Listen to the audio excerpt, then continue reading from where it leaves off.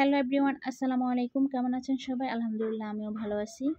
একঘেয়েমি গরু মাংস খেতে খেতে যখন একদম মুখের রুচি নষ্ট হয়ে যায়, কোনো কিছু খেতে ইচ্ছে করে না, তখন ভাবছি আজকে একটু কচুর শাক রান্না করব। আর আজকে যেহেতু আমি এখন গ্রামে আছি, তার জন্য নিজ হাতে একদম তাজা তাজা কচুর শাক কেটে নিচ্ছি, সাথে ফুলও কেটে নিয়েছি। আর এখন আমি বাসায় চলে এসেছি। এখন কচুর শাকগুলোকে ছোটো ছোটো পিসেস করে কেটে নিচ্ছি। কেটে নেওয়া শেষে এখন আমি ভালো করে পরিষ্কার করে ধুয়ে নেব। আর কচুর শাক খেতে কিন্তু আমার অনেক বেশি পছন্দ। কার কার পছন্দ অবশ্যই কমেন্টস করে জানাবা।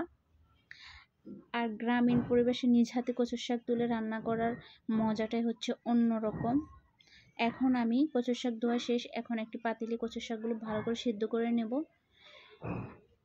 একটু ভালো করে সিদ্ধ করে নিলে কচুর যে গলায় ধরে সেটা আর ধরবে না।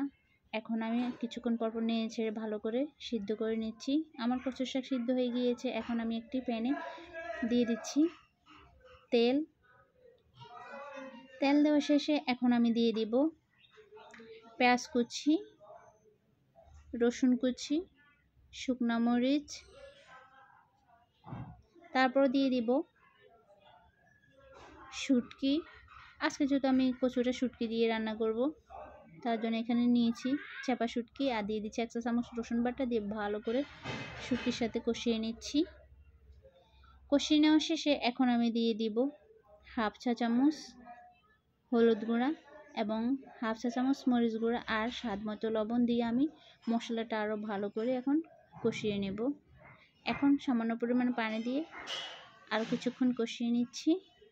কষানো শেষ প্রায়। এখন আমি দিয়ে দিচ্ছি কচু। এইভাবে অনবরত নাড়তে থাকবো আরও বেশ কিছুক্ষণ। নেড়েচেড়ে পানিটা একদম শুকিয়ে নেওয়া পর্যন্ত নাড়তে থাকবো। আপনাদের কার কার কচুর শাক পছন্দ অবশ্যই কমেন্টস করে জানাবেন।